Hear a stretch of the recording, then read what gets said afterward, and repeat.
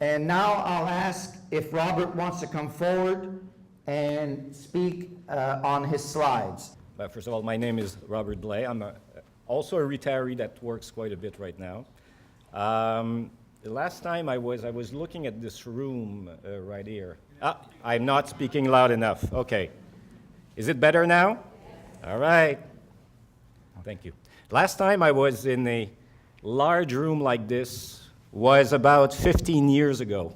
And it was, I don't know if you remember the good old company Eaton's that went belly up, disappeared. They had a very large surplus in their pension plan. And in these days, which were very, very different, we were telling retirees, you have two choices. Choice number one, you can go to court and do all of that and try to get the surplus in the pension plan, or door number two, you can share the surplus 50-50 with Eaton's. And you know, those were the good old days. Nowadays, we're not talking about surplus in pension plans anymore. We're talking about deficits. We're talking about governments and companies that cannot afford their pension plans. So life is very, very different. I had not met anyone from the steering committee or others before I started working with your group. But when I met the steering committee for the first time, one thing I said so that they would see my perspectives from where I'm coming from. I'm basically a technician. I'm an actuary. I'm a numbers guy. My job in here is to, I'll do it this way. That's going to be better. Thank you. All right. Thank you, Cliff.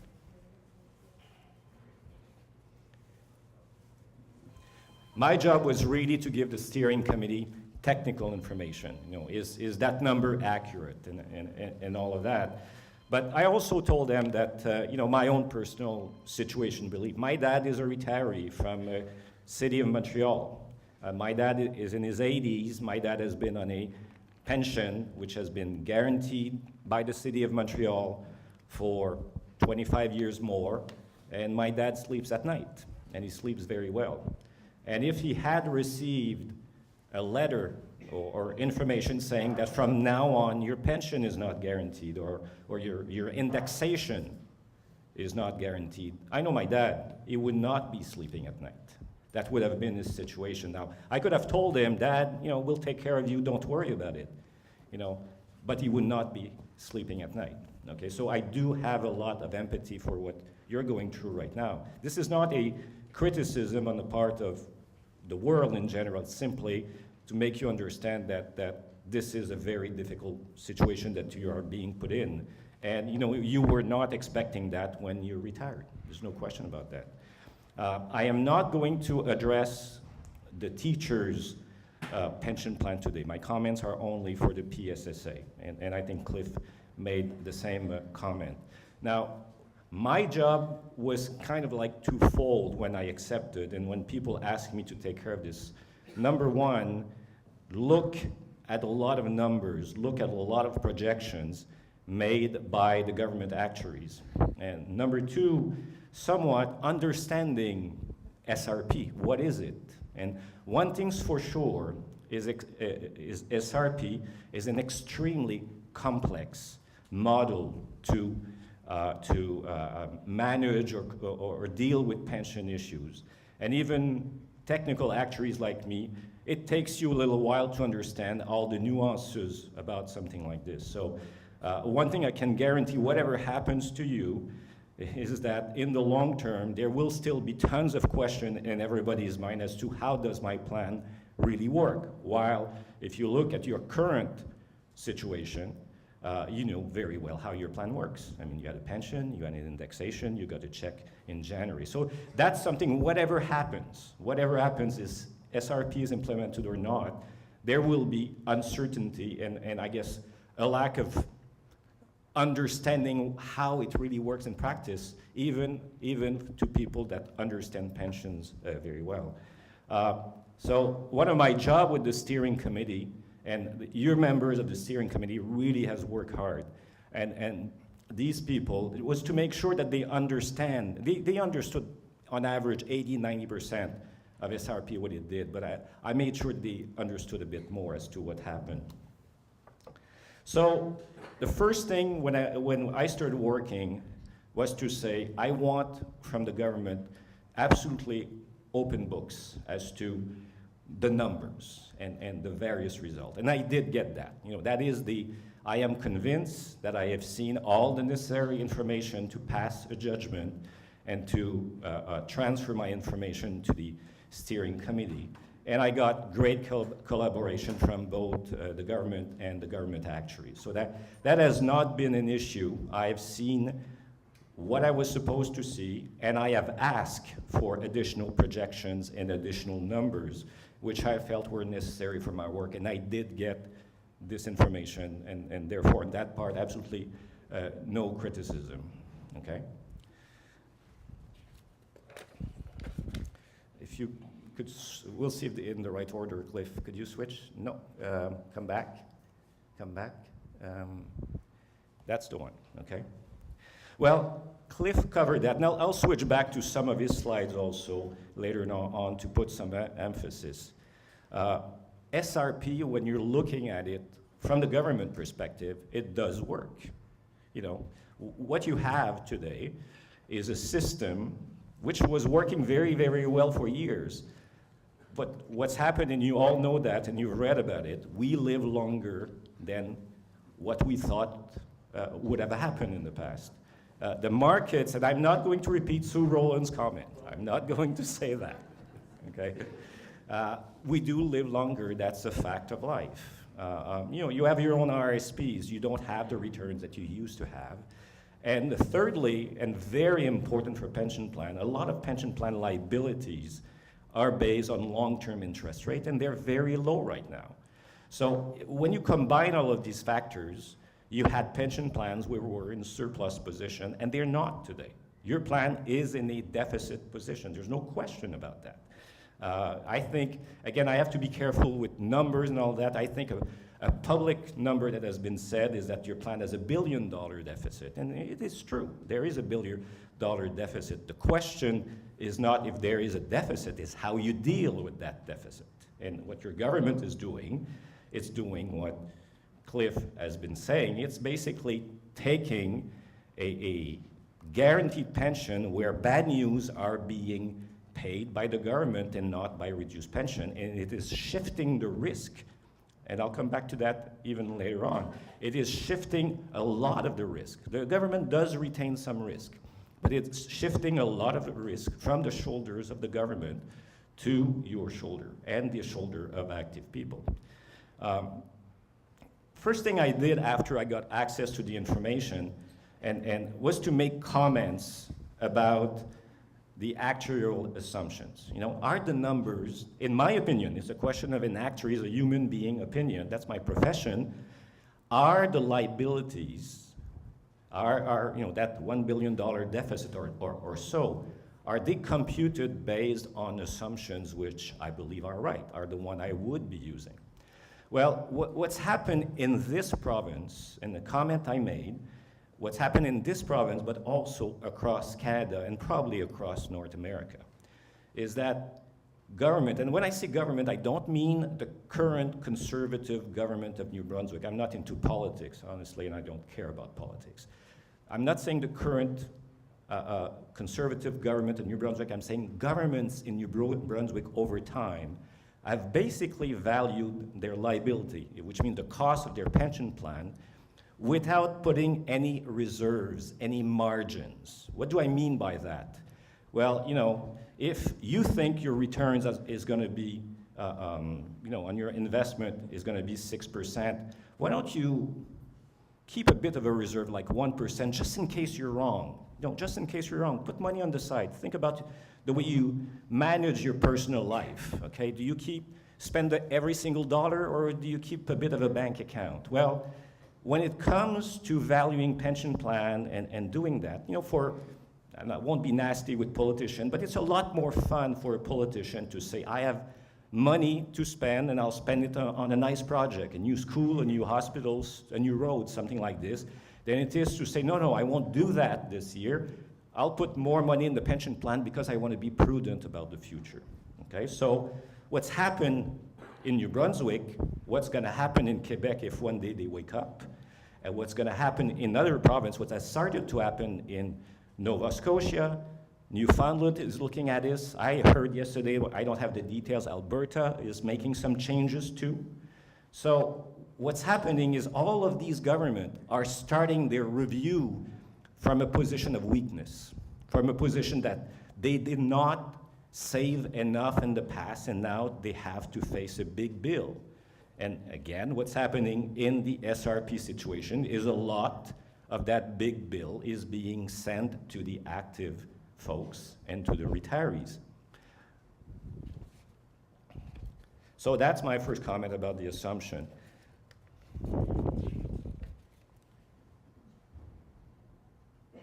On this one, there's a comment. I got a lot of questions about new mortality tables and new actuarial tables about showing longevity. I think it's surprised everyone. All the studies coming from Canada and US recently are really showing much more improvement in the lifetime, in the mortality rates, as we call it as actuaries.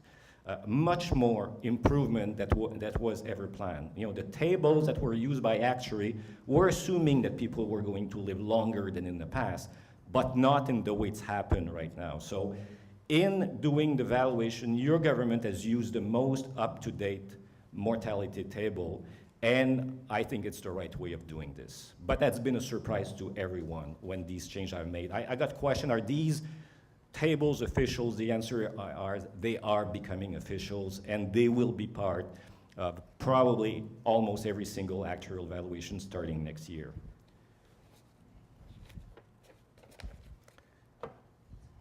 If you want to move, Cliff, to, yeah. Yeah. So I've made the comment on the first one. I think one of the reasons there's a big problem right now is your government is waking up to a reality, which is your plan has a large deficit, just like most large, mature pension plan. Your plan is immature. What do I mean by a mature pension plan? I mean that half of the value of your plan is for retirees and half is for active. That's what you call a mature pension plan. So whenever something goes whenever something goes bad, it hits the pension plan more than if it was a young pension plan like it was a few years ago. One thing that I made very clear to the people of the steering committee is that when you're a retiree, okay, and let's assume the scenario that you don't want, that your plan is being switched to an SRP. Let's assume that's what happens. Then, as a retiree, you do want the plan to be valued with very conservative assumption. You want the lowest interest rate possible out there to be in the value of the plan. You want the mortality to be the best table you can find, et cetera, et cetera. I have looked at the assumption that were used by the government to value the proposed SRP, and that's what happens. The more secure the assumptions used by the actuary at the beginning of an SRP, the more chance that your pension will not be reduced, the more chance that you will get your targeted 75% of CPI out there. So they have done that, okay? So if I go back to the slides that, and I don't need to go back to the slide, Cliff, okay, but if I go back to the two numbers that Cliff put out there, 97.5% probability that your pension will not be reduced. Is this true? The answer is yes, but there is still 2.5% probability that your pension will be reduced. Okay, so that's a fact. Is that the biggest risk for you as retirees in the pension plan? No, it's not. It maybe is a scary risk, okay?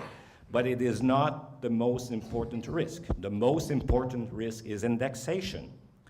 Because the way, now, there is a target of 75% of CPI, or 75% of what you used to have. Is this true? The answer is yes. I agree with the numbers. The answer is yes. But is there a risk? Is there a risk that the number will be much lower than 75%? And the answer is yes. And that's the real risk for retirees. What's that number? I don't know. That's what life will tell us what that number is, okay? But up to right now, you had a fully, in your mind, a fully guaranteed indexation provision, new number every January. From now on, after 2 years, if I remember the way the system works, you don't have a guarantee. Should you be expecting 75%? The answer is yes. Will you get 75%? God knows, okay? And that's your risk right now, and that's what's happening. Now, I spend a lot of time in looking at these risk questions, and I'll get that 80% comment. That 80% or comment came from me, okay? And that's not a perfect number. Right now, in your mind, in your current plan, and I know the government is saying it's not really what's happening, but that's not my point. Your plan, you have a pension and you have an indexation based on a formula, and that's a promise, that's a guarantee, that's a deal. Call it whatever way you want. The day you go into SRP, the risk has shifted. The government does keep some risk, because if things don't go well, and I do have a copy of a draft memorandum of understanding, which I cannot share, but I've looked into the conditions of it. If things go bad, the government will increase its contribution up to a certain number. So they still have a risk that the plan will cost them more than it's going to cost them in 2014. That's still their risk. The active people have more risk. They're the group the most affected. In my book, when I gave information, I basically said the active have about 50% of the risk. Why am I saying that? Well, because the day the plan becomes an SRP, you all retired on a final average earnings formula, the last 5 years. They won't, okay? If they're 45 or 50 today, their pension is basically, quote unquote, frozen in today's dollars and will only increase if their returns are good in the plan, okay? So for all of their period before they retire, they're at risk. And for all of the period that they are retired, they are at risk. So they're at risk for a longer period than you are, so they're more at risk. In the last 30 was your group. Now, the actives are more at risk than you are, it's true, but they have the opportunity, which you don't have, most of you, to say, shit, sorry about my French, you know, I'm not too sure about where my pension will go. Let me work an extra 1 or 2 years. I don't hate my job or my boss that much. I'll stick around for a couple of years. I'll put a little money on the side, and I'll be okay. You can't do that, and that's what makes this very tough, and that's why I made that comment about my dad. You know, that's really what's happening right now. And one of the members of the steering committee put it in a perfect way. Right now, why is the government moving to SRP or wants to move in SRP? It's not because they hate you. That's not the way it is. The government wants to fix as much as possible its cost within a very narrow margin, so that when they budget year after year, pension will not be an issue for them. They also want technically not to have the 1 billion or other numbers on the books of the province. And technically speaking, SRP is, you know, to people that have accounting background, SRP is accounted as a defined contribution plan, a fixed cost type of plan. So you don't have liabilities in the book. The government, the cost of your current plan was going to increase by tens of millions over the next 5 years. I've seen those numbers. What really scared the government when they made the decision to go that way, what really scared them was the possibility that the cost would explode and be way higher, and that would not be possible to pay in their mind in this province. That's really, so those of you who heard that, it's more of a risk than a current cost factor. That's why you're moving to SRP. Well, if in a reality, and that's really the point, the most important point that I made when I discussed with the steering committee, is that if these bad scenarios happen, okay, if the returns are very bad for the next 5 to 10 years as an example, or stuff like that, what's happening in practice? What's happening in practice is not that the cost of the government will increase. It might a bit, but it won't increase that much. What's going to happen is that you will not get 75% indexation. So that's the risk-shifting mechanism. The fact that the government is afraid of some very challenging time in front of them, they're basically saying, well, we'll take a bit, we'll keep a bit of that risk, but the indexation itself will be reduced. That's the first element that goes when you look at the various priorities of SRP, and I told you it's very complex. If we get bad news, first thing that happens, reduced indexation for both active and retirees. Second thing that happens, increased contribution by the government and the active folks. Third things that happen, 2.5% probability only, reduced pension. So the real risk is indexation out there, and I think that's how this was built. Now, do I hate SRP personally? No. I mean, it's a great technical tool for a technician like me. Wow, something new, something very creative. It's all very nice. If you put a plan like that with brand new employees somewhere, it works very well. The problem with SRP is coming in the middle of the party and telling you guys you don't have the guarantees or the deal that you used to have, and that's what it is. And you know, in order for you to accept that SRP per se, I'm not saying like, I'm saying accept, you have to accept two things, okay? You have to accept, number one, that your government, your province, cannot afford pension plan like that and a risk like that. That's the first thing. And the second thing is that you need, as a person, to accept that you should be part of that solution. I'm not saying do that or understand that, but that's the message coming from your government right now. We cannot afford this pension plan and its risk. And so we need to change. That really is their message. And I'm not their salesperson for that message, but that's what's happening out there. Now, next slide, the one that starts with government could have. Yeah. The one question I was asked many, many times, could the government have established their SRP, but not for retirees, just for active people? You know, you had a deal with me, okay? I retired, I can't go back to work. I had a secure pension, I had a good life, now you're scaring me. Okay, so maybe, could the government have done that? Of course, their answer is no, of course, to that. Why is it no? Well, you represent half of the cost and risk of the pension plans right now. So all the economies, all the risk economies, all the getting rid of the, you know, if I give you an example, let's say that the deficit is $1 billion in the plan. Well, you represent 50% of the cost. The deficit would be half a billion, you know, and that $500 million would move to the books of the province.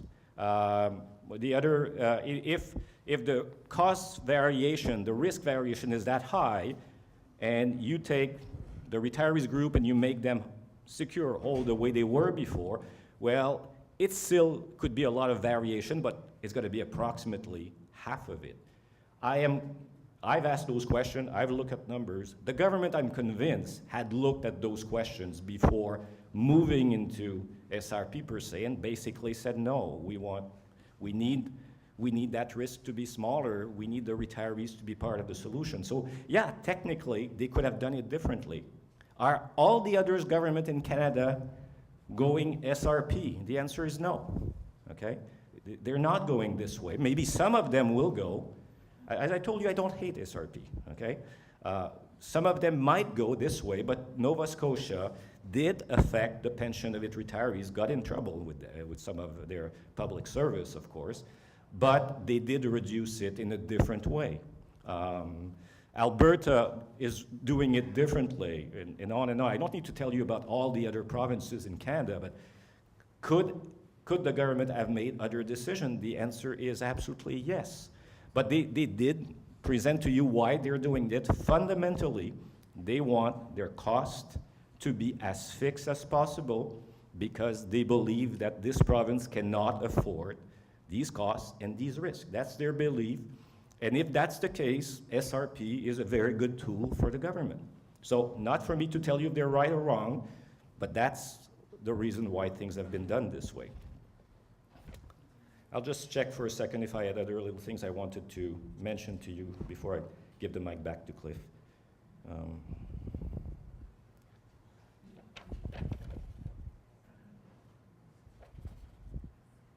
That's good enough? That's good. I'll Okay. be there to answer a question in French or English later on.